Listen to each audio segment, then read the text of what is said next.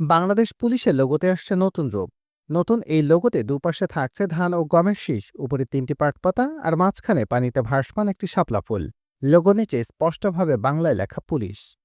গতকাল বৃহস্পতিবার পুলিশ সদর দপ্তরের অতিরিক্ত মহাপরিদর্শক নাসিমা আক্তারের সই করা এক আদেশে জানানো হয় লোগো পরিবর্তনের কথা। এতে বলা হয় দেশের সব জেলা ও ইউনিটের পুলিশের পতাকা, সাইনবোর্ড, ইউনিফর্ম এবং আনুষঙ্গিক সামগ্রীর এখন থেকে ব্যবহার করতে হবে এই নতুন লোগো।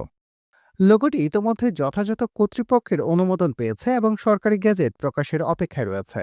এর আগে ২০০৪ সালে ১০ ফেব্রুয়ারি পুলিশের মনোগ্রাম পরিবর্তন করা হয়। এরপর ২০০৯ সালে লোগোতে যুক্ত করা হয় পালতোলা নৌকার প্রতীক।